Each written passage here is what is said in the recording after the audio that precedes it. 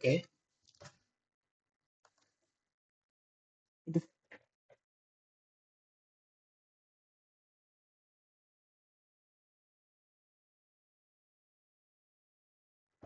Assalamualaikum warahmatullahi wabarakatuh.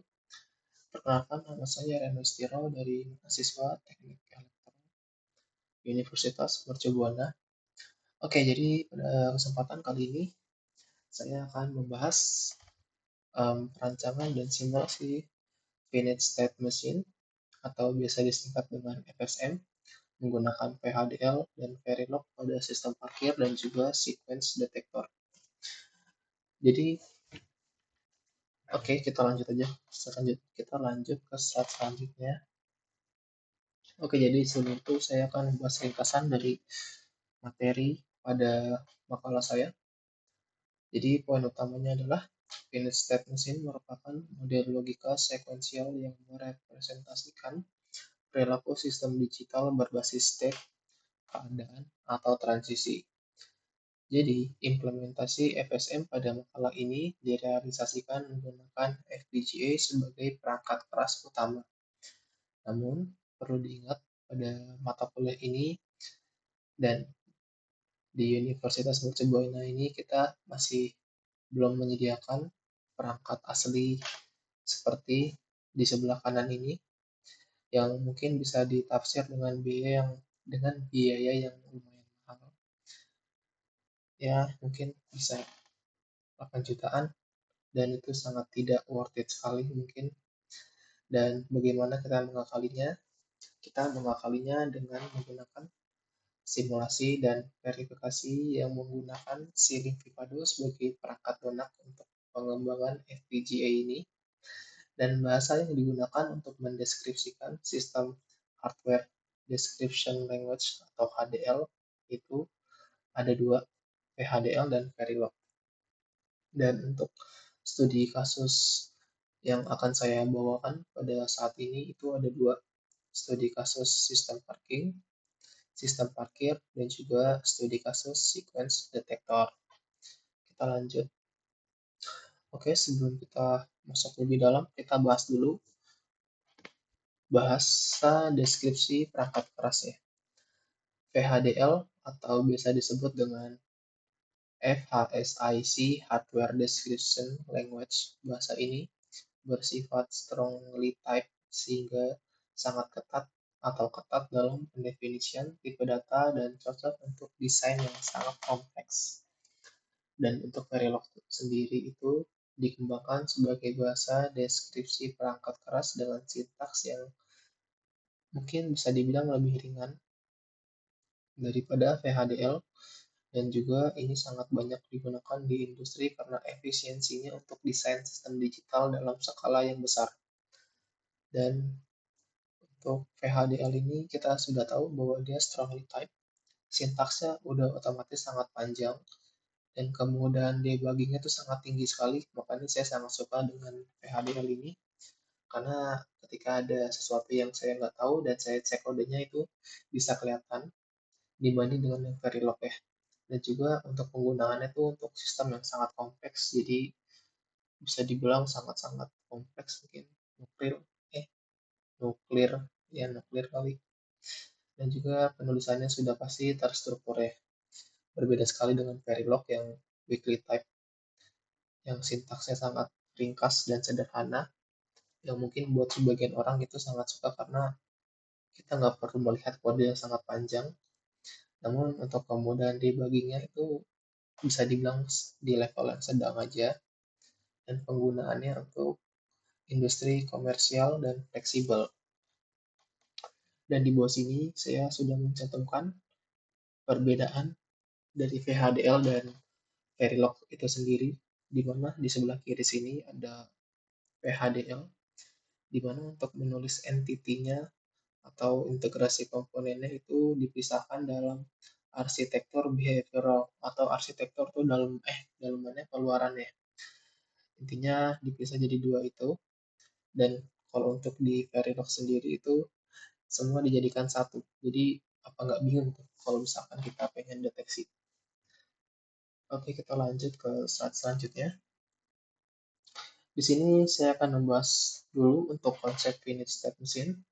Di sini dibagi menjadi dua, yaitu mesin Moore dan Mealy. Definisi finite state machine itu sendiri adalah pendekatan perancangan sistem sekuensial yang memisahkan sistem menjadi beberapa kondisi diskrit yang disebut dengan state. Oke, kita bahas lebih lanjut untuk kedua itu. Pertama, kita bahas pada Moore FSM. Keluarannya itu bergantung pada state yang aktif. Perubahan output juga terjadi bersamaan dengan perubahan state. Itu yang Moore. Kita bahas yang Mealy. Mealy FSM keluarannya itu dipengaruhi oleh state dan input secara langsung. Respon yang ditawarkan juga lebih cepat, namun respon yang lebih cepat bukan berarti lebih baik karena bisa berpotensi menghasilkan glitch pada outputnya. Kita lihat gambar di sebelah kiri, ini ada rangkaiannya. Jadi untuk FSM itu ada 3 rangkaian, di mana ada next state atau rangkaian kombinasional, lalu present state atau bisa kita bilang itu current state ya, keadaan saat ini, yang dimana dilambangkan ya bisa digunakan menggunakan flip flop yang sangat similar itu flip flop D, dan kita bisa melihat di sini bahwa untuk inputan di mesin Moore itu hanya ke rangkaian kombinasional saja. Berbeda dengan yang Mealy. Mealy itu pada inputannya itu juga langsung ke output. Jadi ketika ada input yang berubah, otomatis output juga akan berubah juga. Jadi mungkin kalau saya bilang kalau ingin membuat sistem yang kompleks pakai VHDL dan pakai More, karena kalau pakai yang Mealy itu agak riskan banget ya. Dan juga di bawah sini, di bawahnya lagi ada gambar finite state machine yang kita lihat kalau More itu ketika lanjut ke step lanjutnya itu cuma satu doang. Ini satu, ini nol, ini nol, ini satu. Nah, kalau kita lihat yang Mealy itu ada 2 kemungkinan, jadi ya nggak worth it lah kalau buat saya. Saya lebih suka yang More. Dan kita lanjut ke car parking system. Sebelum kita lanjut ke bagian codingnya, kita harus pahamin gambar ini dulu. Oke, kita lihat alur kerjanya dulu. Oke. Jadi ketika ada mobil terdeteksi, front sensor itu akan bernilai 1 atau berlogika 1. Lalu ketika dia sudah masuk, maka front sensornya menjadi 0 dan back sensornya menjadi 1. Nah, itu simpel ya. Kita lihat di bagian sininya. Ini bagian yang mendeskripsikan kodenya menjadi simpel ya. Dan ini menggunakan more karena setiap berpindah itu hanya menghasilkan satu aja. Satu output ya. Jadi ketika kondisi menunggu, di sini front sensor 1 dan betul banget di sini 1. Lalu kita berpindah state ke wait password. Nah, di sini ada 2 kemungkinan ya. Kalau misalkan passwordnya salah, di sini akan dimintakan password lagi, dan kalau salah lagi diulang-ulang lagi, jadi looping gitu. Looping. Lalu saat pindah ke Lalu saat diulang password dan dia memasukkan password yang benar, dia pindah ke sini, ke state yang sebelah sini. Lalu ketika di state sini juga ada 2 kemungkinan teman-teman. Yang dimana kalau misalkan back sensor 1, itu mobilnya masuk. Jadi nggak ada yang nyerobot. Nyerobot tuh kayak gimana? Nanti kita bahas.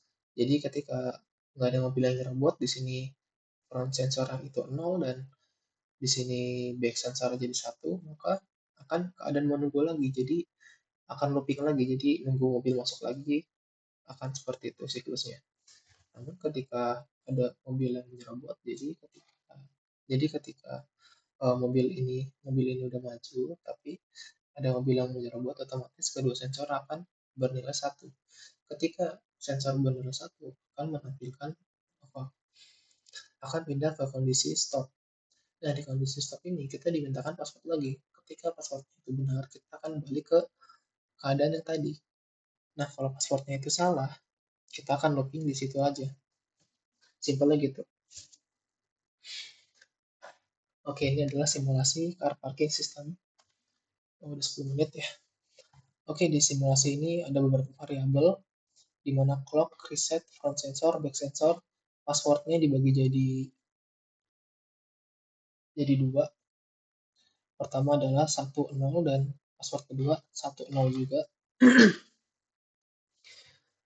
Dan di sini ada green LED, red LED, hex 1 dan hex 2 itu melambangkan sebagai 7 segmen.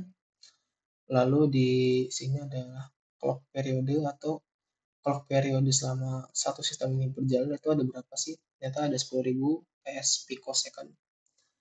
Dan di sini ada counter weight. Counter weight itu fungsinya untuk kalau misalkan sudah kondisi meminta password, di situ dia akan looping selama 4 kali detak clock ya.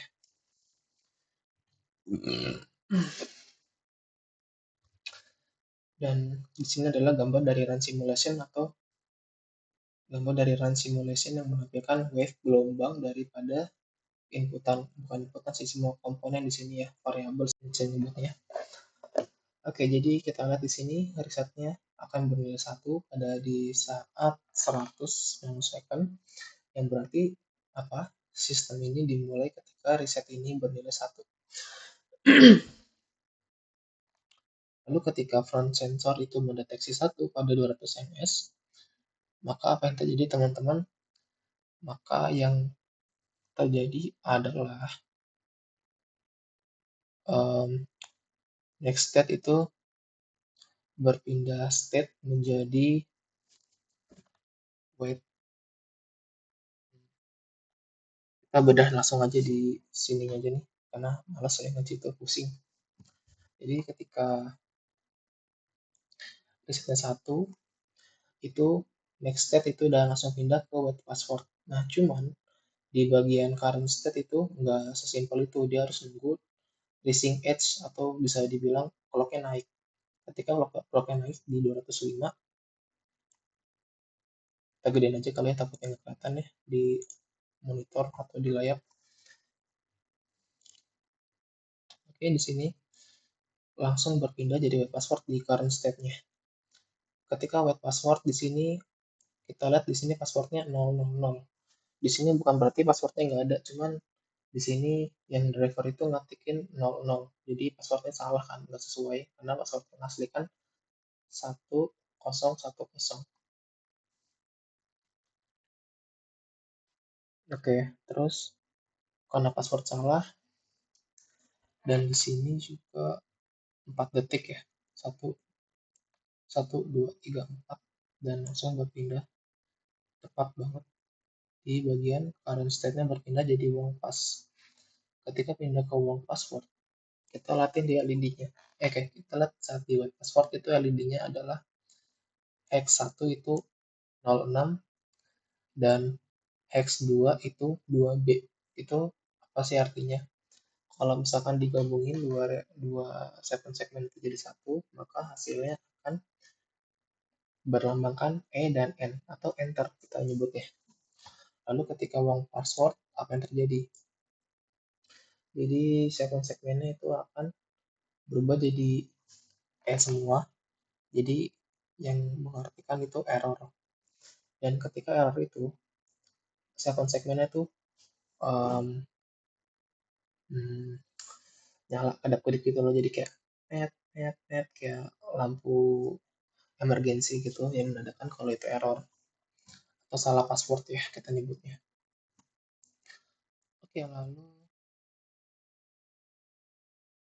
dan juga saya lupa bahas red light-nya, LED merahnya, bahwa LED merahnya itu akan nyala ketika kita password. Cuman kenapa di sini nyalanya telat sih, nggak bareng sama current state, karena ada di kode bagian 100 baris 100 di kode non TB itu, dia tuh nulis aturannya itu adalah baca current state dulu baru LED-nya. Jadi ketika red state-nya itu nyala, ketika current state-nya itu nyala, naik clock ini, maka biar LED-nya nyala itu harus nunggu satu detakan clock lagi. Jadi seperti itu.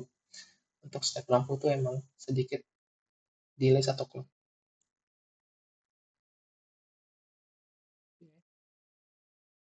Lalu untuk buang password di sini masih error hex-nya. Lalu sang user memasukkan password yang benar. Kita lihat dari write password di sini di next state. Lalu ketika clock-nya naik, di current state-nya itu akan masukkan write password. Ketika write password di sini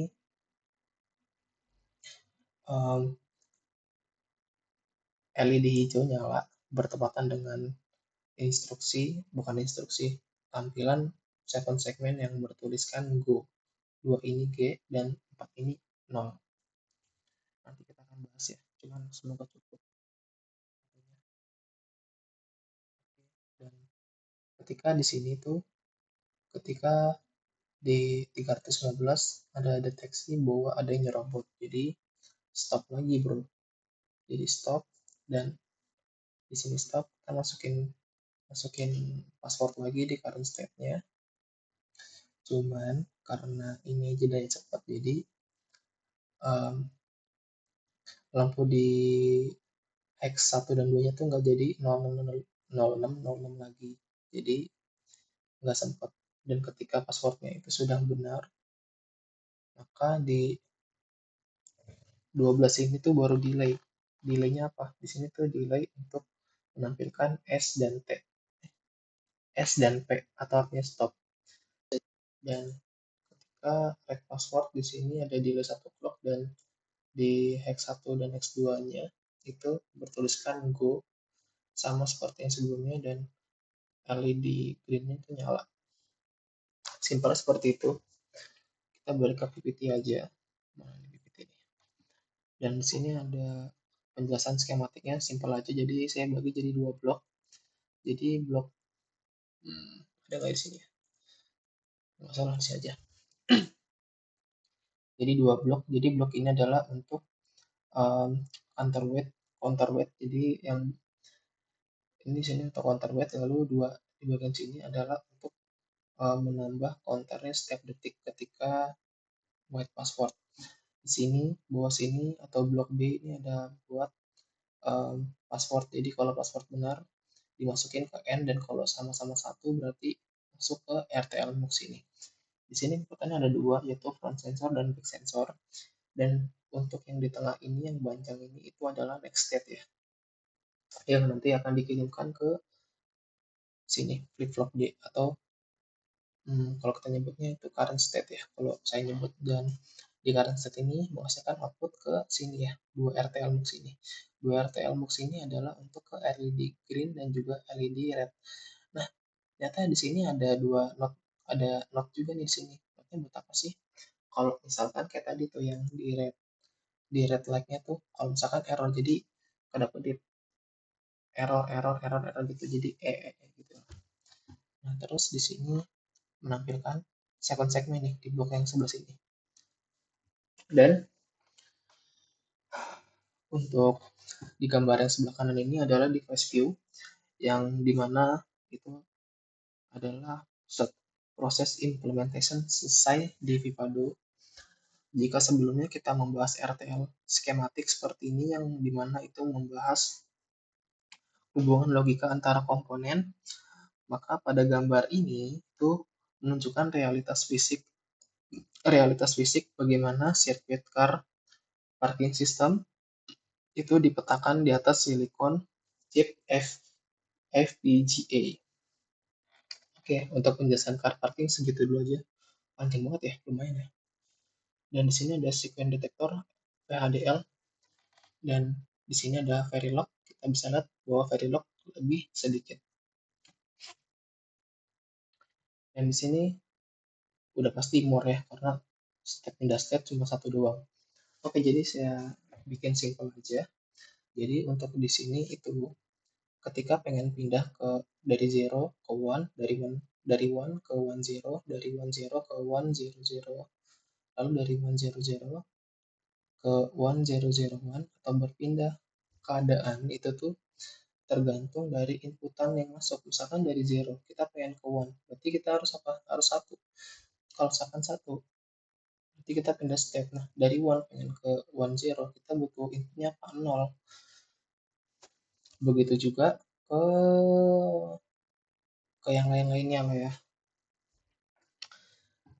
Oke, mungkin segitu aja kali ya. Dan kalau ya kita bahas lagi, kalau misalkan di 10 itu inputannya bukan 0 atau satu, kita akan pindah ke sebelumnya, simpel gitu. Dan ini adalah hasil simulasinya, dan di mana di sini reset itu akan bernilai 1 sampai 30 ns atau membersihkan dulu agar clear ya, baru bisa dijalankan. Dan di sini ada prosesnya, di mana kalau misalkan pindah state-nya, dan otomatis next step itu adalah pada deteksi utama sebelum current state. Jadi jika next step-nya kemana, kemungkinan besar current state-nya akan ikut jika inputannya masih sama. Jika inputannya itu berbeda, misalkan di next step itu kita di keadaan 10, tapi untuk kita ke 10 apa nih? Untuk kita ke 100 kita kan butuh 0 kan. Namun ketika inputannya itu 0, inputannya itu 1, pada next state-nya itu akan pindah ke keadaan sebelumnya. Namun di current state-nya kan belum, karena masih ada data dari clock. Nah, tapi ketika inputannya tiba-tiba naik, maka next step-nya itu akan pindah ke kondisi yang selanjutnya. Misalkan kalau dari 10, dari keadaan 10, kita pengen ke one, dari kita dari keadaan 10, terus inputan yang sesuai kita pindah ke one. Lalu ketika inputannya itu sama, tiba-tiba nih naik nih, kita pindahnya tuh bukan ke 10 tapi ke 100, simpelnya gitu ya. Dan ini gambar RTL mux-nya, yang dimana ini uh, memiliki input yang berbeda ya sama yang Verilog. Saya jelaskan sedikit bahwa di Verilog ini itu di kodenya itu kan sudah ditentuin alamat-alamatnya, di mana ada ke um, udah ditentuin alamatnya pakai biner, jadi itu sudah maksimal. Jadi inputannya udah ditentukan sama biner, jadi di PH di apa ceilingnya tuh udah menentukan 3 aja gitu, jadi dimaksimalin untuk um, apa di next stepnya. Berbeda dengan menggunakan VHDL. Di sini dia itu banyak banget, nggak ada tuh yang pakai biner, misalkan kayak 0 1 0 bla bla bla sampai 100. Sistem VHDL-nya atau VHDL ceilingnya tuh yang menentukan sendiri next stepnya seperti apa, simpelnya seperti itu. Dan untuk di sequence detektor Verilog kita bisa lihat kodenya itu sangat sedikit, dan juga ini adalah gambarannya yang saya dapatkan dari FPGA Staden per Staden. Oke, untuk di bagian sini gambar itu nggak jauh berbeda, sama-sama aja. Kalau pengen pindah itu ya harus sesuai, misalkan dari 0 pengen 1 berarti inputannya harus 1. Begitu juga state yang lain. Nah, di sini bisa tampil jelas di face view-nya run simulation yang menampilkan wave gelombang dari apa yang kita simulasi dan juga skematiknya. Dan karena ini pakai more bukan Verilog, jadi inputannya langsung masuk ke next step, nggak ke flip flop B, simpelnya gitu.